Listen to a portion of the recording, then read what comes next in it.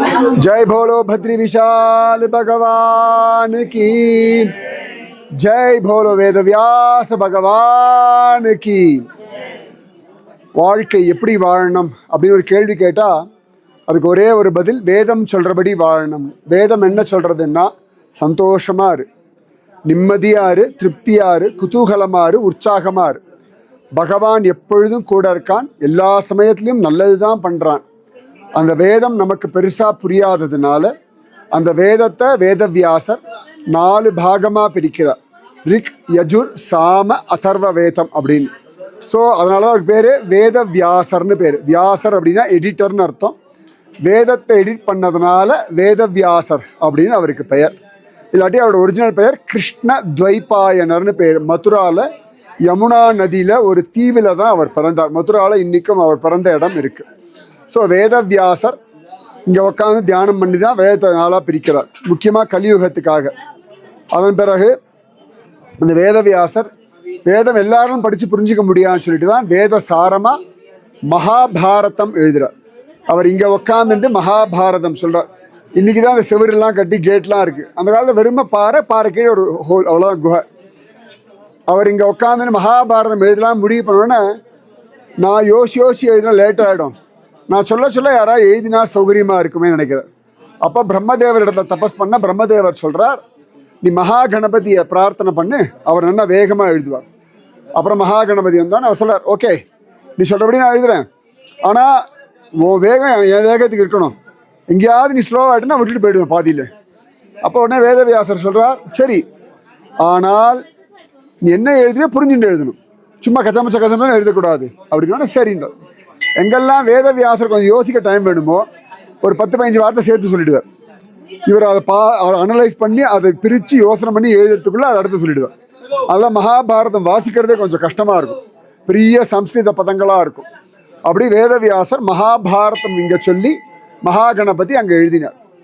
அதன் பிறகு வேதவியாசருக்கு மனசில் ஒரு சாந்தி இல்லை, என்னமோ இல்லை இன்னும் நானும் ஒழுங்காக பண்ணலை. நமக்கு ஒரு தோணும் இல்லையா, இன்னும் நல்லா சமையல் பண்ணியிருக்கலாம், நம்ம இன்னும் இப்படி நடந்துட்டுருக்கலாம், நம்ம இன்னும் ஒழுங்காக வேலை பண்ணியிருக்கலாம், இன்னும் சின்சியராக இருந்துருக்கலாம். அது மாதிரி வேதவியாசருக்கும் தோன்றது. கூப்பிட்ற தூரத்துலாம் பத்ரிநாதன் டெய்லி போகிறார், தரிசனம் பண்ணுறார், பிரார்த்தனை பண்ணுறார், தியானம் பண்ணிகிட்டே இருக்கார். அப்போ பகவான் பார்த்தான் வேதவியாசருடைய மனசில் இருக்கக்கூடிய அந்த கிளேசம். நம்ம மனசில் துக்கம் இருந்தால் சுவாமி அதை சரி பண்ணுறதுக்கான வழியை பண்ணிகிட்டே இருப்பார். எப்பொழுதும் நம்ம உடம்புல ஒரு வியாதி இருக்கா, சரி பண்ணுறதுக்கு என்ன வழியோட சுவாமி பண்ணுவார். நம்ம மனசில் என்ன கவலை இருக்கோ அதுக்கான விஷயங்களுக்கான சொல்யூஷன் சுவாமி பண்ணிகிட்டே இருப்பார். நம்ம பாடு பிரார்த்தனை பண்ணிட்டு நம்ம கடமையை பண்ணிட்டு இருந்தால் போதும். அப்போ வேதவியாசரை தேடிண்டு நாரத மகரிஷி இங்கே வர. ஒரு வேலைக்காரனுடைய பிள்ளை, வேலைக்காரியுடைய பிள்ளை நாரத மகரிஷி, ஒரு மீன்காரியுடைய பிள்ளை வேதவியாசர். இவா 2 பேர் தான் மேஜர் இம்பார்ட்டன்ட் நம்மளோட சனாதன தர்மத்தில். அதாவது ஜாதி எல்லாம் சொல்கிறோம் இல்லையா, ஆனால் இவா தான் இன்னி வரைக்கும் பெரியவா. அப்போ அந்த மீன்காரி பிள்ளைக்கு வழிகாட்டுறதுக்கு வேலைக்காரி பிள்ளை வந்து அழகாக அவர் உபதேசம் பண்ணுறார். நீ மகாபாரதத்தில் கெட்டவாளை பற்றிலாம் ரொம்ப டீட்டெயில்டாக சொல்லியிருக்காய், பகவானை பற்றி டீட்டெயில்டாக சொல்லு. இப்போ அவர் சொல்கிறார், நான் பகவத்கீதை எழுதியிருக்கானே, சகசிரநாமம் சொல்லியிருக்கேனே, கூடவே துரியோதன சகுனியை பற்றி நிறைய சொல்லியிருக்கேன், சுவாமியை பற்றி நிறைய சொல்லுன்னு சொல்லிட்டு நாரத மகரிஷி அழகாக சொல்கிறார், நான் ஒரு வேலைக்காரி பிள்ளை, எனக்கு சத்சங்கம் கிடச்சதுனாலே தான் நான் இன்றைக்கி பிரம்மரிஷியாக இருக்கேன். எனக்கு சின்ன வயசில் உபதேசம் பண்ணா, அதனால் ஜீவர்களுக்கு சந்தோஷம் எதுன்னு கேட்டால் நாமஜபம், பக்தி, பகவத் தியானம் தான் சொல்ல. அதன் பிறகு பகவான் நிறைய அவதாரங்கள் எடுக்கிறான். ஒரு 24 அவதாரங்களை சொல்லி இந்த மாதிரி ஒவ்வொருத்தரும் ஒவ்வொரு கிருபா பண்ணுறான், அதை விஸ்தாரமாக சொல்லின்னு சொல்கிறான். அதுதான் ஸ்ரீமத் பாகவதம். நாரதர் சொல்கிறார், எனக்கு இதை பிரம்மதேவர் சொன்னார், பிரம்மதேவருக்கு ஸ்வயம் பகவானே சொன்னான், அதை நீ லோகத்துக்கு சொல்லுன்னு சொல்ல. பகவானுடைய லீலைகள், பகவானுடைய பக்தர்கள், பலவிதமான பக்தி, இதை பற்றி சொல்கிறது தான் ஸ்ரீமத் பாகவதம்.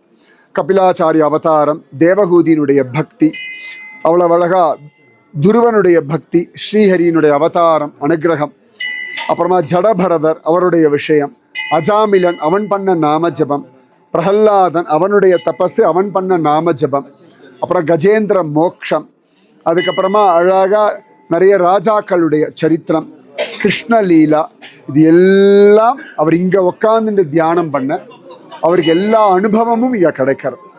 பகவான் வாமன அவதாரம்னா இங்கே வாமனனாக அவருக்கு காட்சி கொடுக்குறார். இப்போ நீங்கள் உள்ளே உட்காந்த இடம் சாதாரண இடம் இல்லை, உள்ள பகவானுடைய எத்தனை விதமான அவதாரங்கள் பாகவத்தில் சொல்லப்படுறதோ அத்தனை அவதாரங்களையும் வேதவியாசர் பிரத்யக்ஷமாக பார்த்த இடத்துல தான் நீங்கள் உட்காந்துட்டு இருந்தது. எந்த இடத்துல உட்காந்து அவர் 4 வேதத்தையும் ஜபிச்சாரோ அந்த இடத்துல உட்காந்துருந்தோம். எந்த இடத்துல உட்காந்துட்டு அவர் மகாபாரதம் சொன்னாரோ அதை தான் நீங்கள் உட்காந்து. எந்த இடத்துல உட்காந்து ஒரு விஷ்ணு சகஸ்ரநாமம் சொன்னாரோ அங்கே. எந்த இடத்துல உட்காந்து ஒரு பகவத்கீதை சொன்னாரோ அங்கே. மகாகணபதி அங்கே உட்காந்தா பகவத்கீதை சகஸ்ரநாமம்லாம் இதுதான். ஆதிபதியில் அங்கே தான் சொன்னார், அப்படியும் காண கிடைக்காது. ஆனால் முக்கியமாக இங்கே தான் சொல்லும். அப்படிப்பட்ட ஒரு இடத்துல உட்காந்துண்டு கிருஷ்ணனுடைய தரிசனம், ராமனுடைய தரிசனம், கஜேந்திர மோட்சம், இது எல்லா தரிசனமும் வேதவியாசருக்கு கிடைச்ச ஒரு இடம் இந்த வியாச குகை. இது பார்த்தா மேலே ஓலைச்சுவடி அடுக்கி வச்ச மாதிரி இருக்கும். ஸோ அதனால வியாச போத்தின்னு பேர். போத்தின்னா புக்குன்னு அர்த்தம், வியாசருடைய புக் அப்படின்னு அர்த்தம். அதனால வேதவியாசருக்கு மனசில் பகவத் தரிசனம் கிடைச்சதும் பகவத் அனுபவம் கிடைச்சதும் அவர் மனசு அப்பாடா ஐ எம் சாட்டிஸ்ஃபைட். எதுக்கு இங்கே வரோம்னா மனசில் ஒரு சாட்டிஸ்ஃபேக்ஷன், மனசில் ஒரு ஏதோ ஒரு தேடல் ஓடிண்டே இருக்கும், ஏதோ ஒரு கவலை உட்காந்துட்டே இருக்கும். இங்கே வந்தாச்சுன்னா மனசு அபாடான் திருப்தி ஆகிடும், மனசு ரிலாக்ஸ்டாக ஆகிடும், பகவான் கூட இருக்கான்னு நம்பிக்கை உண்டு. அதனால் அப்படி ஒரு பாக்கியம் நமக்கு. அதுவும் இப்போ இந்த புருஷோத்தம மாதம் அதிக மாதம், அதில் நேற்று அமாவாசை முந்தானத்தில முந்தானத்தி அவ்வளோ அழகாக ஜோராக ஜம்மு நேத்தானே அமாவாசை நேத்த அமாவாசை நம்ம பத்ரிக்கு உள்ளே வந்துட்டோம். இந்த அதிக மாதத்தில் அவ்வளோ அழகாக பத்ரியில் வந்திருக்கோம். பெரிய பாக்கியம். நன்னா பிரார்த்தனை பண்ணிக்கோங்க. அதாவது வேதவியாசர்லாம் பண்ண மாதிரி பக்தி பண்ணணும், நாமஜபம். இந்த வேதவியாசரோட தான் குரு பூர்ணிமான்னு கொண்டாடிட்டு இருக்கோம். இன்னி வரைக்கும் அவ்வளோ அழகாக ஆஷாட பூர்ணிமா குரு பூர்ணிமான்னு கொண்டாடிட்டு இருக்கோம். ரொம்ப அழகாக ஸ்கந்த புராணத்தில் பத்ரி மகாத்மியத்தில் மணிபத்ரபுரி பற்றி வர்றது. பாகவதம் ஆரம்பமே இந்த இடத்த பற்றி தான் ஆரம்பிக்கிறது. அதனால் அவ்வளவு சிரேஷ்டம். தோ பிரம்மநத்யாம் சரஸ்வத்யாம் ஆசிரமக பশ্চিமே தட்டே. பிரம்மநதியான சரஸ்வதி நதிக்கரையில் இந்த பশ্চিமே தட்டையில் சம்யாபிராச இதி புரோக்த ரிஷீனாம் சத்ரவர்தனக. இந்த இடத்துக்கு பேர் சம்யாபிராசம்னு பேர், பாகவத ஸ்லோகம். சரியா? தஸ்மின் ஸ்வ ஆசிரமே வியாசோ பதரி சண்ட மண்டித்தே. பதரி மரங்களால் சூழப்பெற்ற இந்த இடத்துல அழகா ஆசிரமத்தில் ஆசனீபோ ஆசீனோப உபஸ்பிருஷ்ய